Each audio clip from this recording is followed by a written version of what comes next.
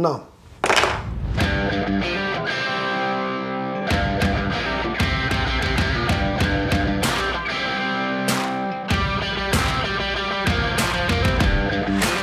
Így maradjak.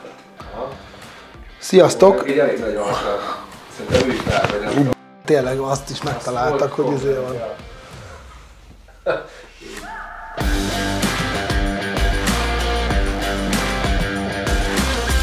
Most ebédből jöttünk egyébként.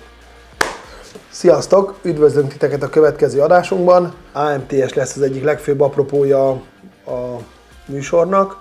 Utolsó simítások vannak, március 15-e van egyébként nemzeti ünnepünk, pirosbetűs. A hétfői meetingen mondtam a srácoknak, hogy ezt a szerdát azért majd le kell dolgozni, de aztán gyorsan lebuktattak, hogy a pirosbetűs ünnepeket nem kell ledolgozni, úgyhogy de azért megpróbáltam, hát ha nem jött be. Egyébként ma dolgozunk, megbeszéltük a fiúkkal, hogy inkább lesz nekik egy hosszú hétvégéjük, meg többen jönni szeretnének az AMTS-re is, és akkor a pénteket kiadtam nekik. Sokkal értékesebb nap szerintem, mint ez a szerdán, mikor semmi nincs nyitva. Pénteken tudnak dolgokat intézni, nyitva van minden, sokkal értékesebb nap nekik, úgyhogy csak azért látjátok, hogy nemzeti ünnepünkön is dolgoznak a fiúk. AMTS-re, mint ahogy említettem, AMTS-re készülődünk nagy erőkkel, ezen kívül lesz megint Rohadjon meg Kárai Peti megmondja című rovatunk, meg még egy pár olyan dolog, amivel az elmúlt hónapokban találkoztam, egy pár telefonhívás, és hogy hogyan zajlik jelen pillanatban 2023 márciusában a magyar BMW-s társadalomnak az élete.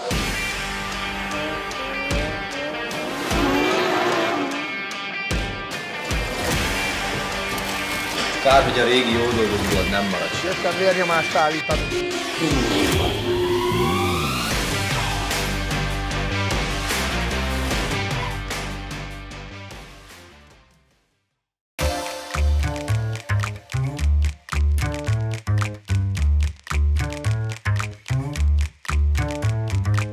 Egy picit itt az elmúlt egy-két adásban kimaradt az előző adásnak az értékelése is, és azok a dolgok, amiket tőletek kaptunk. Számomra még mindig hihetetlen ez, hogy ennyire sok pozitív dolgot kapunk tőletek, ennyire sok pozitív kommentet, meg ennyire sok pozitív dolgot, úgyhogy ezt nem győzök hálálkodni és megköszönni. Úgyhogy ezt most is nagyon-nagyon szépen köszönjük. Szeretnék felolvasni egy pár jópofa kommentet így az előző adásból. Minden vasárnap kéne egy epizód, mint régen a Dallasból. Imádjuk a csapatot, alig várjuk az új részeket, Jolly Joker írta. Tükröt ne felejtsetek el vinni az AMTS-re, ne csak a külső látszódjon, hanem az alja is. Királyok vagytok. Tomi írta. Egyébként pont a múlt évben beszélgettük így a barátokkal, akikkel fenn voltunk az AMTS-en, hogy egy kocsi alatt, hát lehet, hogy ebben túlzok, hogy egy kocsi alatt sem volt tükör, de volt azért azt gondolom ilyen nagyon-nagyon csili-vili autók alatt, de hogy például ezek az átlag autók, volt egy nagyon szép E24 például, az nyert is egy díjat, egy cseh csapat volt, azt hiszem, ha jól emlékszem, ott például az autó aljára alánéztünk az autónak, és majdnem a sírás kerülgetett minket.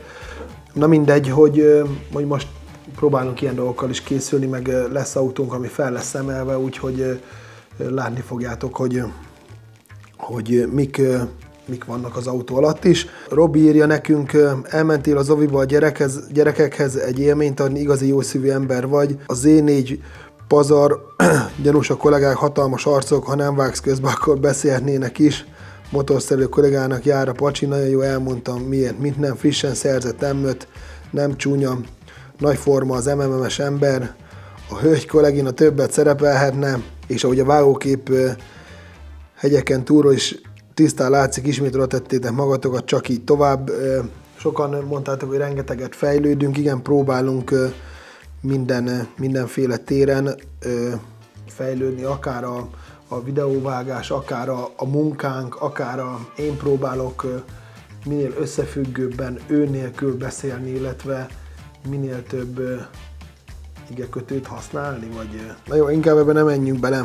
Sanyi írja, Peti, minden tiszteltem a tiétek, ennyi alázattal, odaadással rendelkező csapatot és vezetőt látni a mai világban egy hatalmas ajándék, soha ne adjátok abba. Az epizódotok percről percre fejlődik. Ati írja, szia Peti, jó látni, hogy kicsiny hazánkban van olyan csapat, mint ti, akik ennyire minőségi munkát adtok ki a kezeitek közül, királyok vagytok, csak így tovább, sok sikert. Kárai a BMW Mennyország, köszönjük Peti ezt a részt is, ti tényleg mindent is jól csináltok, hogy sorolhatnám, itt lapozgathatnám. Egyetlen egy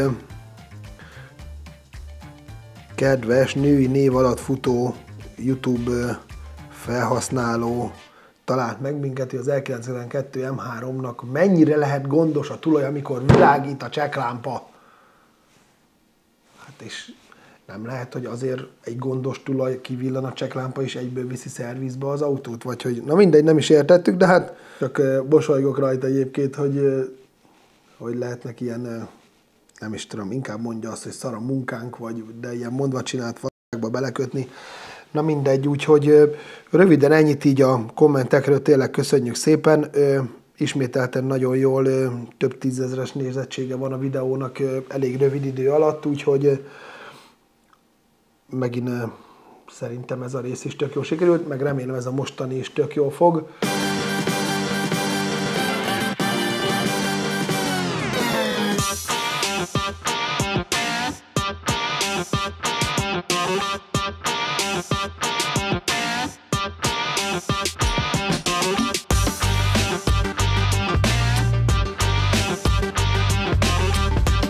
Rögtön egy picit belevágnék itt a Kárai Peti megmondja című rovatunkba, vagy inkább egy pár dolgot szeretnék így gyorsan veletek megosztani. Voltak lent autóvásárlóink, akik teljes vakon, nem akarok annyira így belemenni a dolgokba, csak hogy nem értek nagyon sok embert, hogy mi van a fejekbe, hogy eljöttek egy kocsit megnézni, nem értette az ember, nem tudta egy projektautót, utána meg jött egy szakmabeli srác, aki azonnal lecsapott rá, egy E34 M5-ről beszélünk egyébként, és azonnal úgy, hogy még ha ő nem veszi meg, akkor még 5 érdeklődő van rá, csak hogy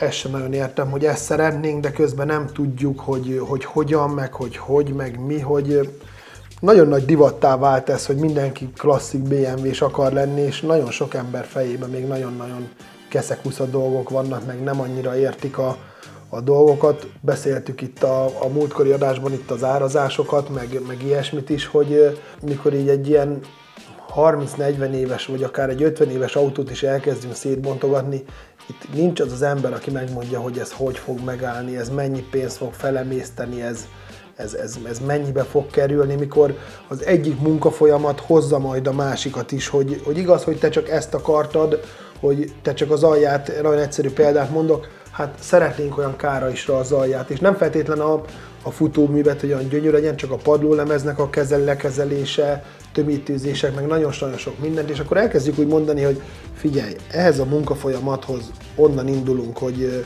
le az üzemanyagrendszer, le a fékcsövek, és mikor a kezedben marad és így porlad szét, akkor nem tudsz mit csinálni, hogy akkor leengedjük a futóművet, például E36-nál, E30-nál tudjuk a heat-toxilentek, mindegyiknél típusbetegség, tankot levesszük, fölötte mennek el az üzemanyagcsövek, nagyon-nagyon sok minden, és mikor egy olyan lavinát indítunk el ezzel, és mikor visszakérdezett, hogy oké, hogy az alját lekezeltük, meg lent van minden a földön, és mikor kapsz majd 30 darab képet, hogy a heat-tox szilent kiszakadva, lengőkar szilentek előregedve, most akár E30-ról beszélünk, de beszélhetünk 36-ról vagy 46-ról is, hogy ilyenkor azt majd visszateszed, vagy akkor mit csinálsz vele, hogy hát akkor már cseréljük ki a szilenteket, hát de ha már ki vannak nyomkodva a szilentek a heat-tokból, akkor tök jó lenne valamivel lekezelni, hát hogy akkor lehet, hogy szemcse szórni kéne, és akkor lehet, hogy akkor alapozzuk le, és akkor legyen lefestve, de és akkor így jönnek a 100 000-ek, meg a milliók, hogy ezt nagyon-nagyon meg kellene érteni szerintem mindenkinek, hogy nincs olyan, hogy így van egy tök jó autóm, van még rajta műszaki használgatom, hát kicsit rendbe szeretném rakni, van rá 1 millióm, hogy 1 millió forintból nem nagyon lesz rendben semmi, mikor egy 1.5 DC Renault Taliát elvisztek szervizbe, és egy kis vezérlés, egy kis fék, egy kis műszaki átnézés, és gyorsan otthagytok 4-5-6-700 000 forintot. Azt gondolom, hogy próbálnám azt egy picit, hogy rend legyen az emberek fejébe, és még mindig rengeteg megkeresést kapunk ilyen csillagászati áron autókkal, hogy pont figyeltem egyébként, hogy gratulál a munkásságunkhoz, illetve hogy nézi a videókat, de hogy volna neki egy, nem akarok autótípust mondani, mondjuk mondhatnák 3946, E30, E36, mert mindenből kapunk garmadával, és hogy föl szeretné nekünk ajánlani, és a teli piaci ár, vagy nem is tudom, hogy Magyarországon lehetett piaci árról beszélni, mikor itt szerintem Magyarországon a legdrágább Nyugat-Európához képest is az autók, holott tulajdonképpen a piac nem mozog, vagy hogy nincs nagyon piac, de azért erőltetjük, meg azért fönt vannak a szétrohadt E30 szedánok 16i motorral 3 millióért, meg ilyesmi, csak hogy még mindig azt látjuk, hogy nem szeretnénk 5-20 ilyen 39-et venni 3 millió forintért, hogy ne raboljuk egymás idejét, mert teljesen fölösleges. És ezt még egyszer nyomatékosan megkérnék mindenkit, hogy ne írogassatok, légy szíves, ilyen e-mailt, mert nem szeretnénk a piaci ár másfélszereséért autót venni, mivel nekünk is meg kell élni valamiből. Úgyhogy ennyit szerettem volna így röviden, tömören. Meglátjátok nem sokára Rohadjon meg Károly Peti című részünket is, úgyhogy gyertek, menjünk ki a műhelybe.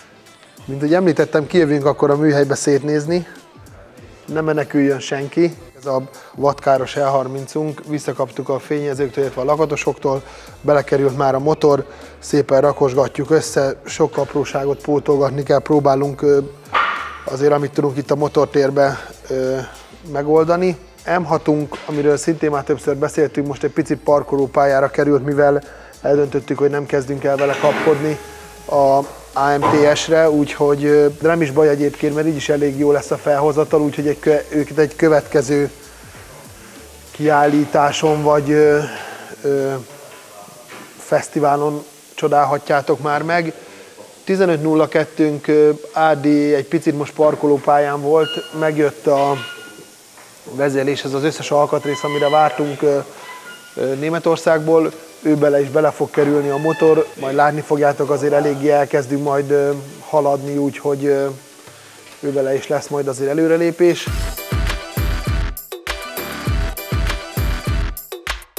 TT, azaz Tatai Tomi barátunknak a E30-a is előkerült, ő is pihent most egy picit, úgyhogy készül rá egy 6 sebességes E60 váltó, fog rá felkerülni, egyedi váltótartóbak, illetve egyedileg gyártott kardán, meg sok kis apróság. Majd a vágóképeken látni fogjátok, hogy mit csinál rajta Zoli. Úgyhogy Tomikám, nyugodj meg, halad az autód.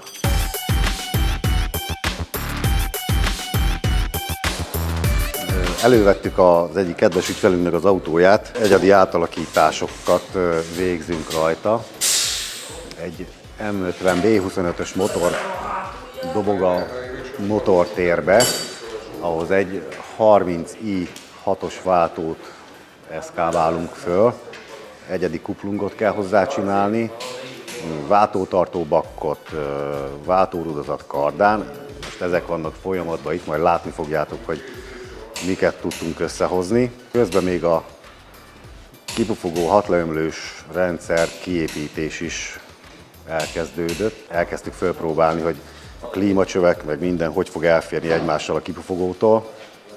Meg ugye eredetileg ilyen motorral ezt az autót nem szerelték, ezáltal a 6 leömlőt is nagy mértékben át kell alakítanunk, amit a tulajdonos vásárolt az autóra, hogy minden elférjen. Nagy vonalakban erről az autóról ennyit egyelőre, mert majd ha többet tudunk felmutatni, akkor többet beszélünk. De közben készülget nekünk a az egyik ügyfelünk M6-os szekere. A motorjával kicsit előre haladtunk már, hogy nagyjából össze van rakva, új vezérléssel minden tömítés kicserélve, ami itt van mellettem.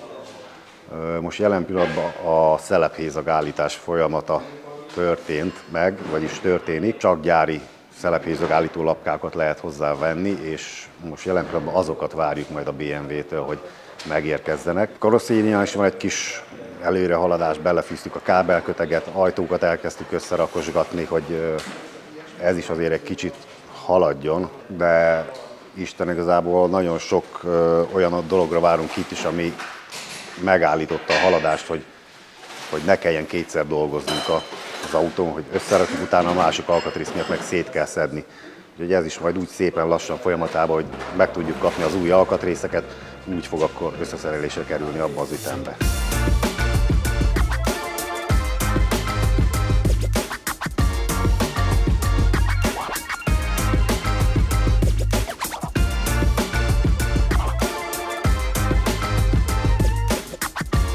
Az E4-ünk készen áll, a futóműállítás, illetve utolsó simítások, egy pár apróság van még a belterében, amit meg kell oldani, de azon kívül szinte teljesen készen vagyunk az autóval. Ott is látni fogjátok most már a vágóképeken, hogy mind néz ki az egész autó összességében. Egyébként, mint ahogy említettem már a bevezetőben, hogy március 15-e van nemzeti ünnepünk, amit le kell dolgozni majd a fiúknak.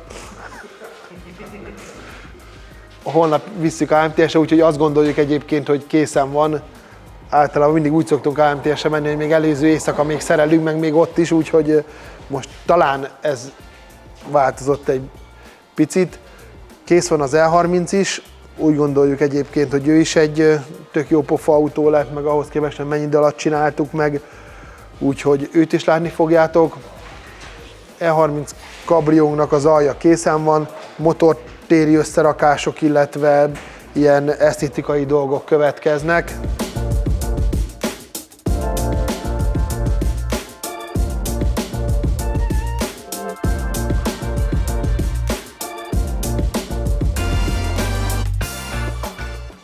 Szembesültünk azzal, hogy a Antiga E30-án a rendszámtábla föl volt ragasztva, és alatta kihagytak egy pár alkatrészt, úgyhogy ezt pótoljuk most. Csak szerettem volna megnézni az ilyen kincses dobozainkat, hogy lássátok, hogy mindenféle ilyen E30 apró csecse-becse dolgok, mint például nagylámpás vonószemtakaró, akkor tűzfalra, fészkőtartóból, hágtól elkezdve a minden mi az első grill, külföldi szót használván, grill kis patentek, hogy minden itt van egyébként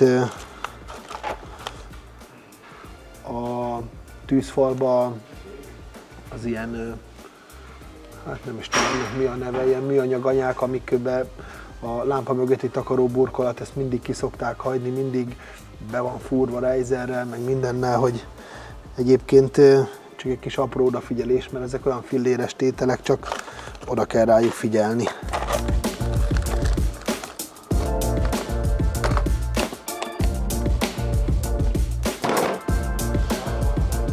Meg is találtam a hiányzó alkatrészt, amit kerestem. Mint ahogy láthatjátok, hogy nem volt benne. De most már van.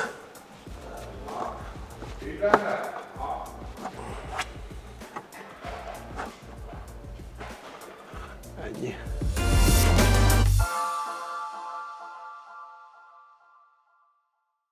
Szia, kedvesem!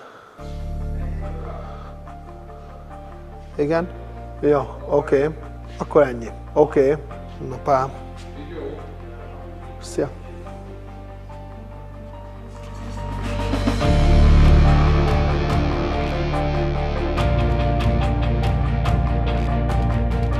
Rohadjon meg Károly Peti című rovatunkat behoztuk, mivel kint elég rossz idő van, úgyhogy aki követ minket Facebookon, illetve a Badón, ő már láthatta a 6-ost, úgyhogy legyetok.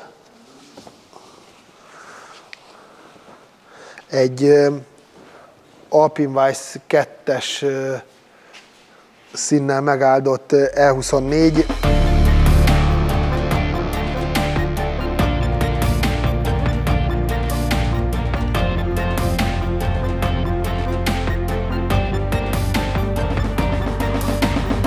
E24-ekben azért nagyon-nagyon kevés darabszámba készült fehérbe. Szerintünk egyébként szenzációsan jól áll neki ez a szín. Első körben nem annyira szeretnénk az autót eladni, de hogyha az asszony kérdezi, akkor eladásra jött. Igen?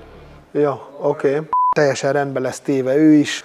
Ő az talán, amit ilyen tök idézőjelben, tök önállóan intéztem az autónak az összes dolgát, de innen is szeretném megköszönni a segítséget, mert azért Vajó Zoli segített, illetve Tomivicsnek, amit lehet, hogy említettem is, gyere Tomika, nyugodtan, amit említettem is, hogy egy amerikai klasszikus BMW-s csoportban volt hirdetve, és aztán kiderült, hogy egy olyan srác, aki tud magyarul, úgyhogy azóta is tök jó kapcsolatot ápolunk. Tök milyen érdekes mentalitás van a tengeren túlon, hogy úgy indította el az autót Európa felé, hogy egy vadonatúj akkumulátort tett bele, hogy ne legyen probléma az autónak az indításával. Rá volt írva nagybetűkkel egy papírra, hogy az autó indul, csak rá kell tenni az akkumulátorsarkot, hogy még véletlenül se pakolásszák esetleg targoncával, vagy bárhogy. Megkaptunk hozzá egyébként egy tök jó autótakarót, vagy tényleg színig volt pakolva az autó alkatrészekkel, úgyhogy nagyon-nagyon köszönöm, nagyon-nagyon örültünk egyébként az autónak. BBS RC 090 van rajta, fel sem merült az, hogy esetleg ez az autó vételárába nem fér bele, vagy ilyesmi, ez a klasszikus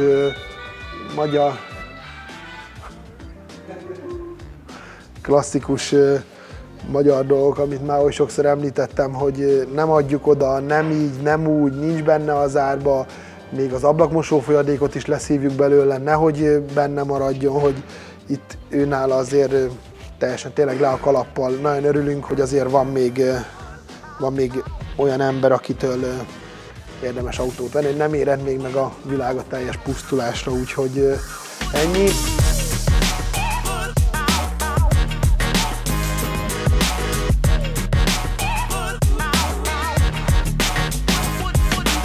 Itt az autó átadónk ismételten egy picit munkásszállóvá változott. Itt van a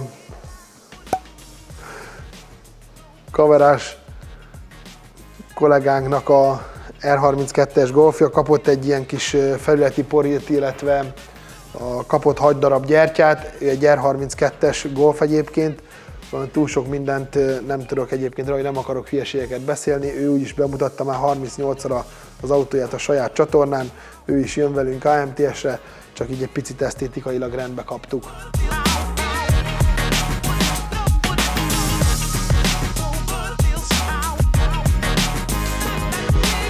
Nem annyira terveztünk egyébként már tovább bővülni, mert már így is 20-30 fővel nyomjuk, úgyhogy nagyon-nagyon nem egyszerű, és egyébként pont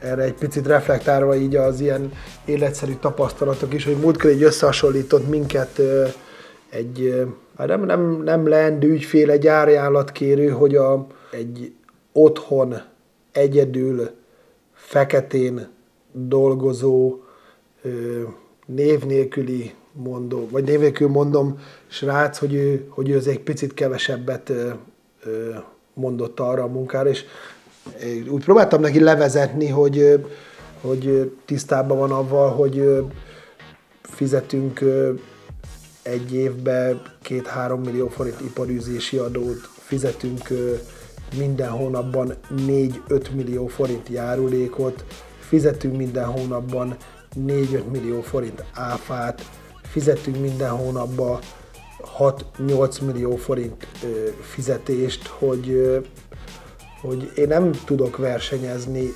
otthon hátul a garázsban dolgozó. Persze van egyébként tök sok srác, aki így otthon elszerelget magának, nagyon jó munkát végeznek, és nincs is velük semmi baj, csak én nem tudok abban versenyezni árakban, mivel ő szépen a műhelyből bemegy, leoltja a lámpát, bemegy a családjához, hogy nekünk egy picit azért összetettebb a dolog, nekünk minden hónapban van közel 25 millió forint rezsink, és ezt elő kell teremteni.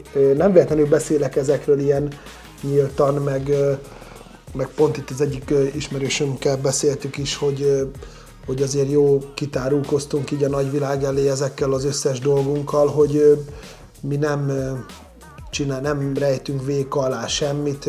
Azt gondolom, hogy mi így csináljuk, és megy és működik, csak visszatérve megint egy picit így elkanyarodtam a témától, így csak azt gondoltuk így a csapattal, hogy úgy valaki csak jó lenne, mivel munkánk az, azt el se tudom mondani, hogy mennyi van, hogy nem tudom elmondani, hogy hány évre tele az udvarunk, próbálok folyamatosan csinálni, napi 8-10 órát dolgoznak a fiúk, amit tényleg nagyon-nagyon szépen köszönök nekik, és rajtuk is látom a folyamatos fejlődést. Csak azt gondoltuk ki, hogy még veszünk egy nagy levegőt, és próbálkozunk kollégák felvételével, vagy akik ebbe, mint ahogy látjátok így a videóból, azért ez nem csak egy munkahely, hanem ez akár egy család, vagy egy olyan közösség, egy elég szoros köteléket alkotunk, mi megyünk együtt BMW Festre, megyünk együtt nyaralni, megyünk együtt szülinapozni, hogy azért tényleg egy nagyon jó nexus van így a csapat minden egyes tagja között, úgyhogy hogyha esetleg ambíciót éreztek magatokba is, szeretnétek nálunk dolgozni, akár autószerelő, vagy akár karosszéria lakatos címszóval, és nem derogál a normális, precíz munka, és ahogyha a tisztaság nem probléma, ami a környezetetekben van, akkor várunk esetleg egy jelentkezést, egy önéletrajzot. Hát ha ennyit szerettem volna még így idevágólag mondani, még mindig azt érzem, hogy így a videóban elhangzottaknak mindig nagy ereje van, és mindig tök jó dolgok. Egyébként jut eszembe, még nagyon-nagyon szeretnénk egy olyan céggel együttműködni, nagyon-nagyon fejlesztenünk kellene a gépparkunkat, mármint a kéziszerszám parkunkat, és nagyon szeretnénk akár majd prémium márkával együttműködni. Nem azt mondom, hogy most a legcsúcsabb, de azt mondom, hogy nagyon szívesen bevásárolnánk egy kis közös partneri együttműködéssel.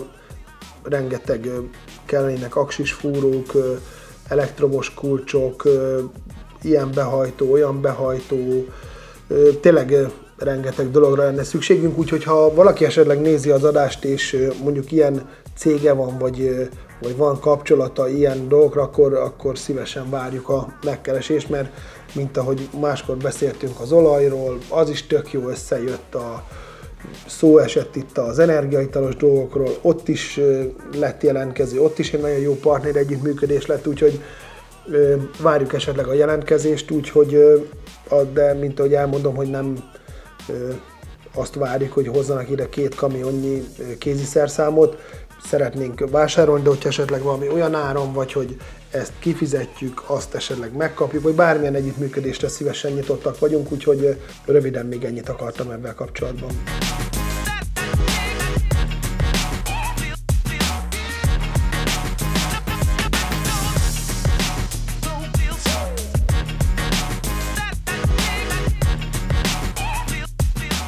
Tehát amikor megészik 10, akkor az már 2000. Hát de nézzek, hogy dolgozik. De olyan határidőkkel dolgozok, nézd már meg a ráírt óraszámokat.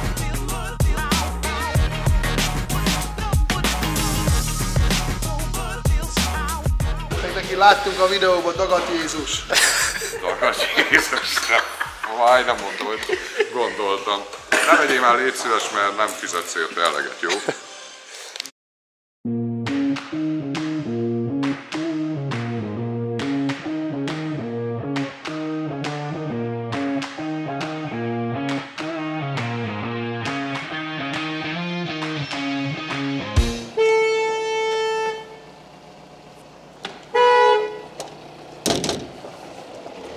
Húzzatok be a g***be!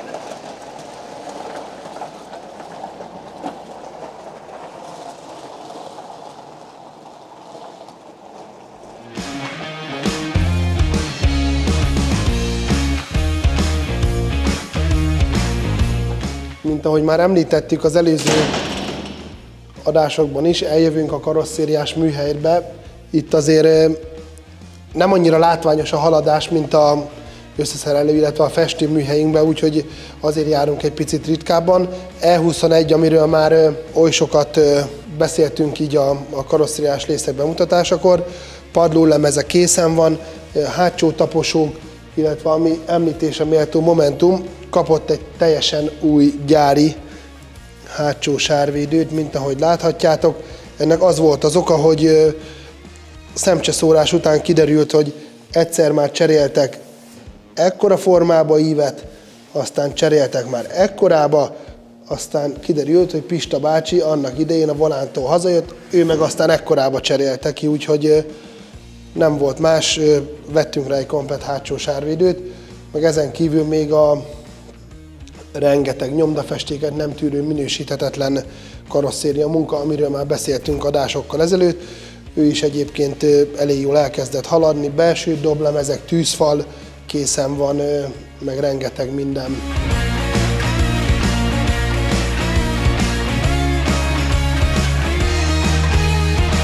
Jönnénk is tovább a E30-unkhoz.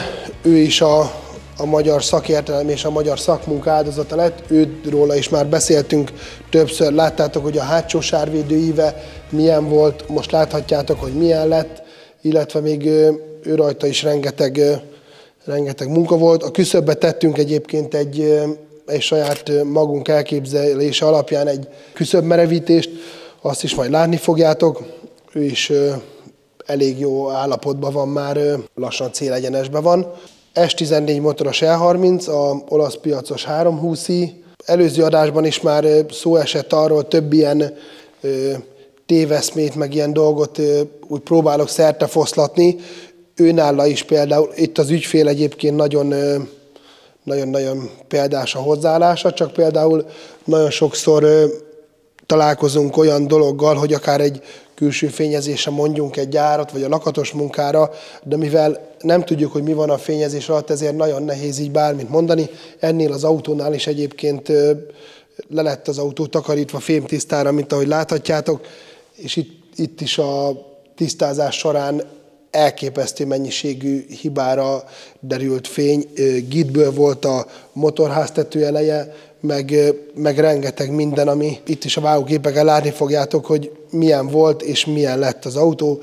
Előkerült a Porsche-nk is, egy picit pihenő volt, vártunk egy pár alkatrészre, ő is megy szemcseszóratni, és le lesz epoxizva az egész, és őt nem mi fogjuk összerakni, megy vissza a tulajához.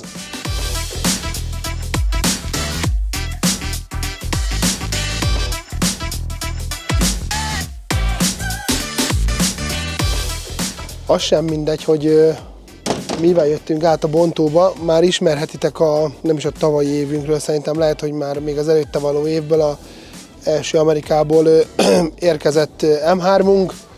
Ő az, amelyiken nagyon-nagyon sok jó cucc van, és nagyon jól meg lett csinálva. Jött egy ilyen kis évelei kis átnézésre, revízióra, illetve kapott egy CSL szoftvert, meg a Haimus Racingnek a Carbon Airbox-ába kapott egy-két érzékelést még, amit keresett a motorvezérlő, elég sokára jött meg tényleg nem nagyon akarták mozgatni az autót, úgyhogy ez mind be lett építve, megéri kipróbálni, nem tudom mennyire fogjátok érzékelni, hogy milyen lett az autó, de azt gondolom, hogy oda-os lett. Még hogyha már itt vagyunk a bontóban, egy apró dolgot megemlítenék, hogy rengetegen kerestek privátba autóalkatrészeket nálam, mert hogy látjátok meg akár a bontóplázán, vagy a saját platformunkon látjátok a hirdetéseket, hogy légy szíves, ne engem keressetek, mert nem fogok tudni vele foglalkozni, hanem az autóbontóknak a weboldalán, illetve Facebookján, vagy bárhol megtaláljátok az autóbontót. Próbálkozunk ebbe is hasonló mentalitást vinni, mint a műhelyünkben. Reméljük, ez sikerül is. Egy nagyon komoly stáb dolgozik itt is, úgyhogy megpróbálják a fiúk a 200%-os kiszolgálást. De akkor gyertek, és akkor próbáljuk ki az autót.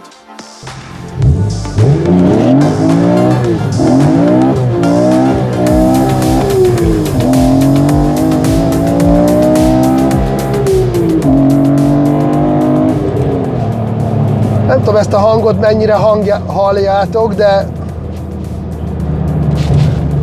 ez nem tudom, hogy mihez fogható, de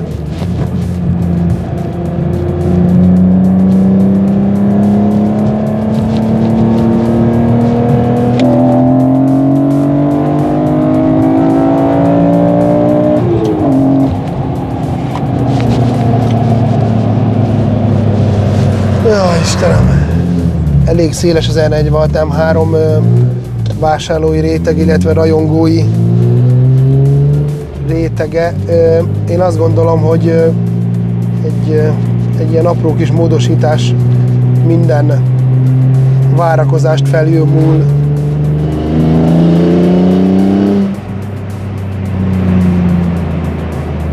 Nem tudom, hogy a hangja az mennyire fogjátok átélni, de ez a hang, ez tényleg ilyen kacsapulcsi, vagy ez tényleg ilyen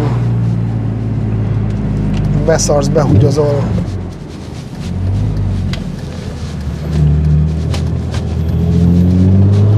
Kicsit kijjebb jöttünk ilyen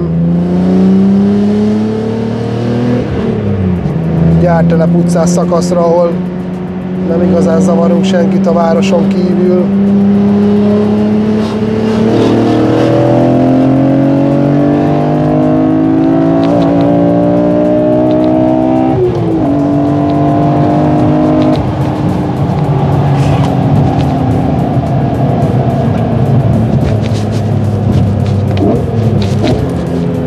Kicsit pattogós a utcai, vagy ilyen versenysetupra van állítva a kávé a kocsi alatt, de visszakapcsoljuk a felügyeleti szerveket, mert közben megyünk Petikér az óvodába. Úgyhogy remélem kaptatok egy kis ízelítőt a autóból, tényleg nagyon jó lett.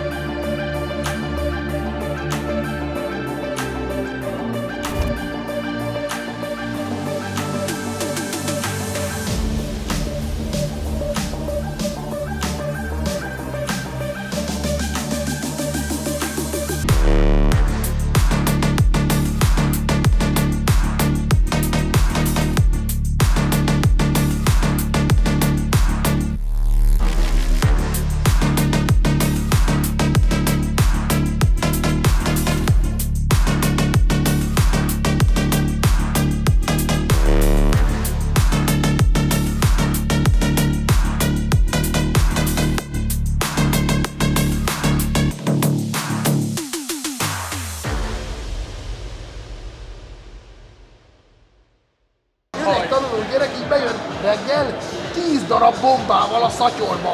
Meg 2 doboz piros marbolóval. Ilyen a szint nálatok, így kell pörögni? Mondom neki, te. Ez, mondom, uzsonnál, véget hozták. Hát itt van. Úgyhogy igen, 2 hónapban elhűtjük az alumíniumot. Ízé volt. Annyi bombát volt a bombát.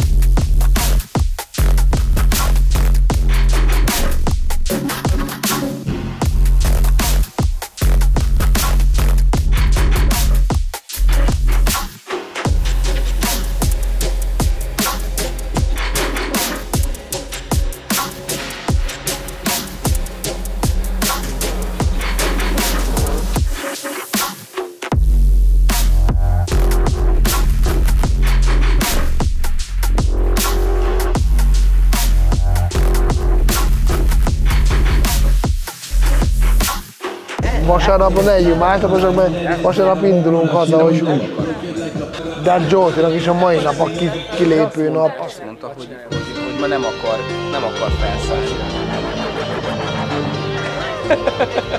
A diskurzus!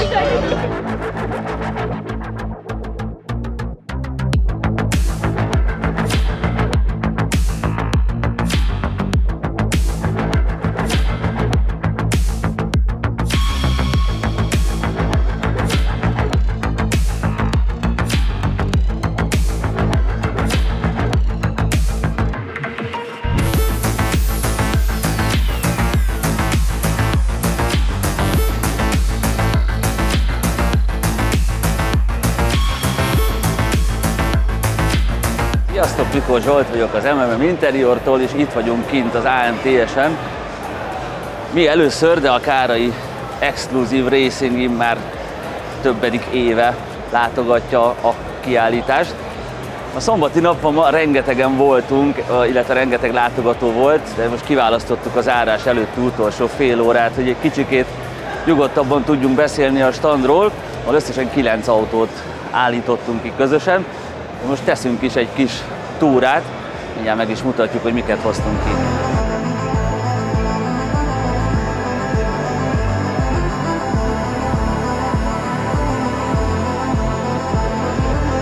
Kezdjük is a túrát az egyik kedvencünkkel, ahol csak követtek minket, illetve követitek a Kárai Exclusive Racingnek a YouTube csatornáját, ahol láthattátok Attilának ezt a gyönyörű szép 3.2-es E36-os 6-os manuál szedánját, nagyon szép Boston Grün színben és egy Modena Valknappa belsőben. Megpróbálok nem kárt okozni ezekben a gépekben. Úgyhogy ő már lassan 2 hónapja elkészült, egy teljes felújításon esett át az autó, a szokásos kívül, felül, belül, alul módszerrel. A belsejét azt ránk bízták, és így teljes mértékben újra húztuk a gépet. Nagyon nagy sikernek örvend egyébként, mert itt élőben is meg lehet taperolni a bőrt, amit a videónkban is kihangsúlyoztunk, hogy irreálisan jó minőséget küldtek, és ez igazából egy időkapszula. Ő az egyik E36 szedánunk, és akkor jön Chris Atlantis kék kupéja, klasszis road belsővel, ő részleges felújítást kapott belül, alul viszont egy teljes összerakást, illetve egy teljes felújítást a Kárai Exclusive Racing műhelyéből. Az autó egyébként nagyon régóta Chris családjának, illetve Chris tulajdonában van. Ugye a világból kifutó 20-as motor hajtja, némi okosítással, egy rozsdamentes kipufogó rendszerrel, és egy teljesen ritka klasszis road helyett Kirsch road belsővel. Egy nagyon levadászhatatlan piros szőnyeggel mellé, ami óriási kedvencünk. Az autó egyébként egy teljesen új fényezést kapott, mint ahogy a mellette álló 36 szedán is. És hogyha ezt a kettőt itt egymás mellett megnézzük, akkor tényleg egy olyan ízelítőt kapunk abból a korból, amikor mertek még színt vásárolni az emberek, illetve a BMW is rettenetesen jó színeket gyártott, mert ez a zöld a sárgával, meg a kék a bordóval, ez fenomenális élményt nyújt a szemnek. És egyik kedvencünk, a 46 M3 is kijött végre, ezt szintén láthattátok a csatornánkon. Ő egy Carbon Schwarz 2003-as kiadású 6-os kézi 46 M3, a gyári fekete belsőt lecseréltük egy Alcantara fahéj színű belsőre, rengeteg karbon kiegészítővel, és kapott a kiállítás előtt 2 héttel egy új felni garnitúrát, ez a BBS Le Mansnak az R változata, egy kicsit hozzátett az autóhoz külsőleg is. Van még egy Z4-esünk, ami pont a kiállítás előtt készült el, szerintem 1 nappal, darabokra szedve, teljes fényezést kapott, így a szétszedésnél találtak egy-két pitty-puttyot a srácok. Ez orvosolva lett, ez egy 3000 SI, 280 plusz pacival, van alatta egy airride rendszer és egy airliftes vezérlő, és megkapta a több részes BBS kerekeket. Azt hiszem 10 és 11x18-as kerekek vannak rajta, ha jól emlékszem. Csináltunk bele egy belsőt, egy világossárga Alcantara világossárga bőrbelsőt, egy kis plusszal megtoldva, egy kicsit elmentünk az ülések bőrözése fölé, és 1-2 beltérelemet is újra bőröztünk, úgyhogy ő is az utolsó percben összeállt. Nem tudom, a képek mennyire adják vissza, ez itt egy tepsi, ilyen nagyon arcátlanul fekszik itt a sarokban. Van itt még egy nagy kedvencünk, egy E46 M3 versenyautó, amit a Petiék szintén 100%-ban a nulláról építettek fel. Ez az S54-es motor megkapta az egyik kedvencünket, amiről már beszéltünk, a Carbon Airboxot. Egyébként padon ez az autó 381 lóerőt tud. Nem csak az Airboxot kapta meg, hanem egyéb motorbeli módosítások is vannak.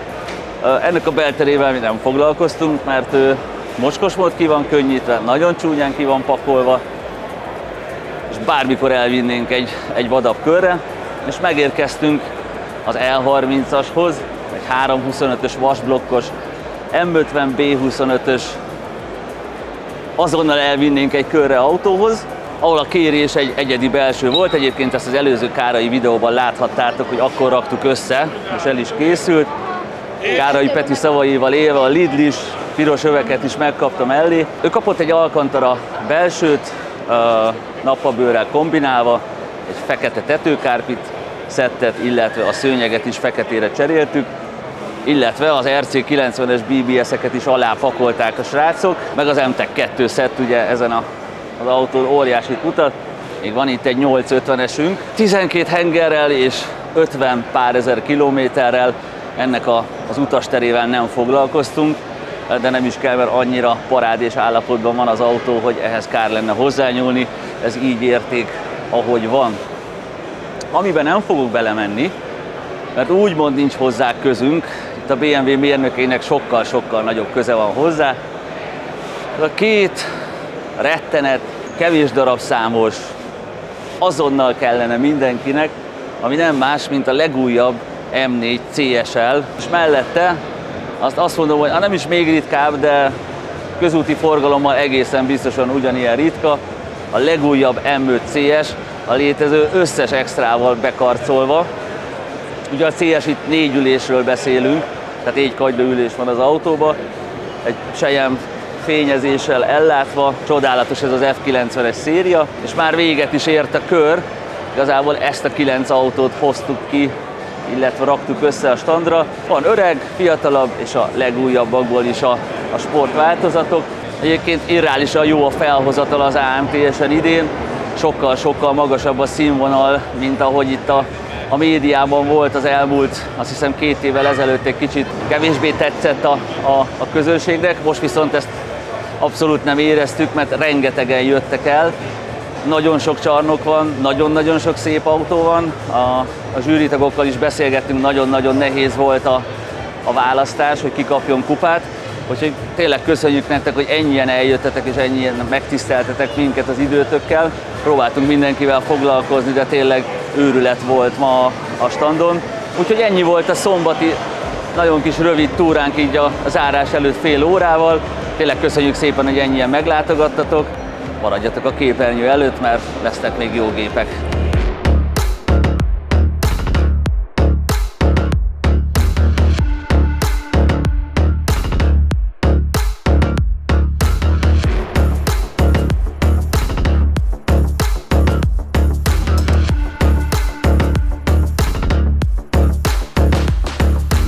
Abszolút nem volt időnk ma, majdnem mondani, forgatni semmivel.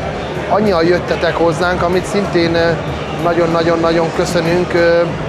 Reggel még meg is hatódtam egy picit, mert ez akár mondjuk a tavalyi évhez képest, a tavalyi AMTS-en is már kaptunk sok pozitív dolgot, de ez a mostani, ez szenzációs volt, vagy ez nem lehet szavakba önteni, hogy hány autogramot, hány pulóvert írtam alá, hány fotót készítettek velem, illetve nagyon sok emberrel nagyon sokat beszélgettem, akik szintén nagyon-nagyon értékelték a munkásságomat, illetve azt, hogy ezt milyen módon csinálom.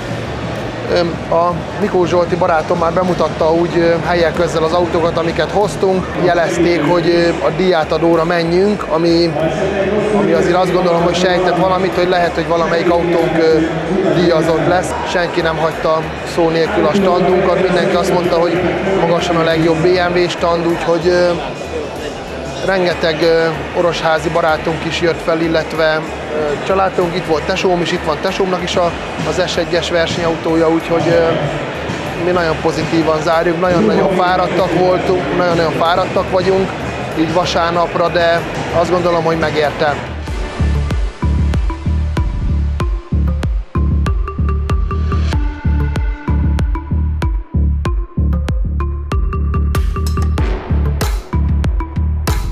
Rengetegen kérdeztétek személyesen is, meg a Facebookon, meg Instán is, hogy mik ezek az új autók, amit azt gondolom, hogy szerettük volna a standot egy picit ötvözni a különleges BMW-kkel, és azt gondolom, hogy ha különleges BMW-kről beszélünk, ők azért mind a ketten abszolút beleillenek ebbe a különleges fogalomba, úgyhogy próbáljuk egyébként innentől kezdve úgy csinálni az ilyen kiállításainkat, illetve ilyen autó, nem akarom, elég sok helyre fogunk menni idén, rengeteg meghívást kaptuk, próbáljuk úgy összeállítani a standunkat, hogy lesznek benne új autók, lesznek benne fiatal autók, lesz benne rengeteg különleges autó, ami azt gondolom, hogy ugyanúgy az autó is, amit megcsináljuk, az is mondani egy limitált, illetve ők is egy nagyon különleges limitált BMW.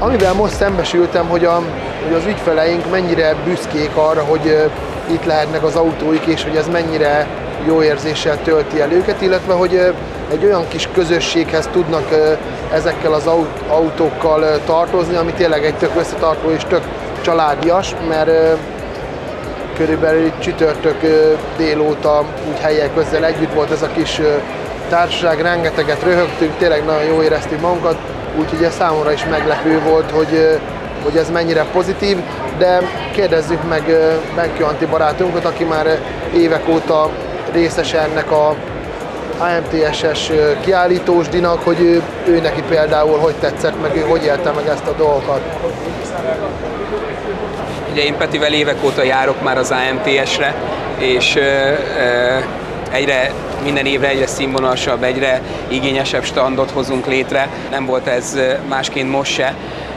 Én nagyon jól éreztem magam, 2 autómmal vagyok most jelen, ugye a Z4-essel és az egyik első autómmal, amit a gyűjteményembe még a saját kezüleg építettem, egy E30, ami ugye erre az AMTS-re kapott egy kis újítást, amit már kb. 10 éve terveztem.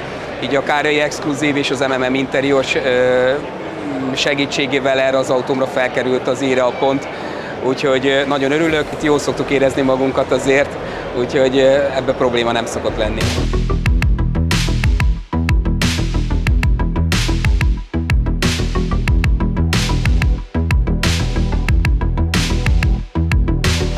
Tök jó 3 nap volt, iszonyatosan sok látogatónk volt, főleg a tegnapi nap folyamán egy perce nem tudtunk megállni, de mindenkinek tényleg nagyon-nagyon köszönjük, hogy eljöttek, és rengeteg pozitív visszajelzést kaptunk. Ugyanakkor szeretjük a negatív visszajelzéseket is, mert abból is tanulunk. Hogy most már nagyon nincs sok hátra, mint hogy megvárjuk a díjkiosztót, és meglátjuk, hogy milyen eredménnyel zárul. Úgyhogy jövőre egészen biztos, hogy itt leszünk. Nekünk ez volt az első közös standunk a Károly Exclusive Racinggel, illetve a csapattal, úgyhogy egészen biztos, hogy találkozunk. Mi nagyon-nagyon élveztük minden percét, köszönjük nektek!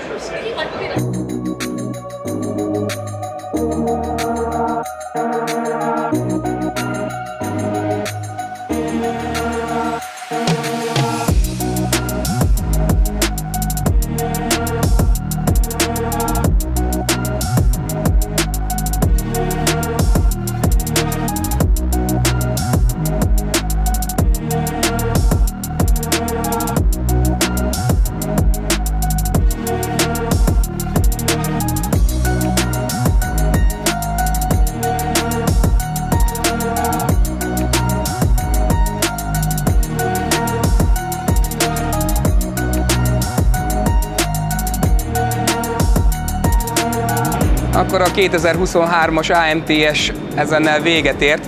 A 2 hónap munkája megérte, a Z4 az AMTS top 10 legjobb autója közé került.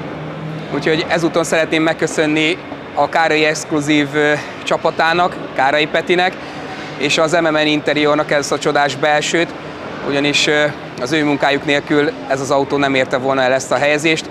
Én azt gondolom, hogy elég megtisztelő, hogy egy ilyen európai szintű tuning találkozó és kiállítás keretén belül a top 10 legjobb magyar autó közé kerülni.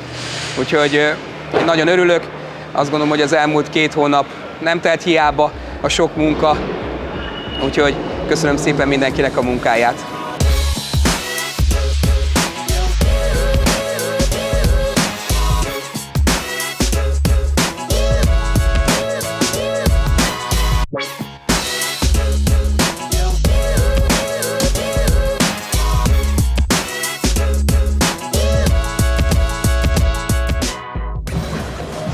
Köszönjük szépen a lehetőséget, szeretném megköszönni a családnak, Kárai Péternek, és annak a rengeteg fizetett statisztának, aki aláírást és fényképet kért kedves Kárai Péterünkkel.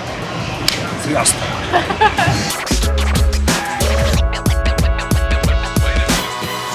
3 napig totál részeg volt. Annyira azért nem totál, de szalons picces inkább. Jó kedélyű. Könnyen kapható. Azt mondták egyébként a Norbék és mindenki, hogy ilyen nagyon... Milyen vagyok részegen, ilyen nagyon... Vállalhatatlan. Jó, Azt a szót keresed! Te kiestél? Nem, hogy ilyen... Nagyon megfogalmazta pedig Attila, hogy... Hát az biztos, hogy nem igaz, ha jól megfogalmazták. Hogy ilyen, ahol meséltem a kis sztoriaimat, ott ilyen nagy közösségek képződtek, hogy mindig hallották, hogy izé van, vagy amikor kerestek, akkor látták, hogy ahol egy ilyen 30-40 fős tábor van, én ott mesélek valami sztorit, és mindenki fetrengett a röhögéstől. Stand-up comedy volt. Egy extrovertált személyiség lett a Ala Kárai. Azt a szót se ismerem.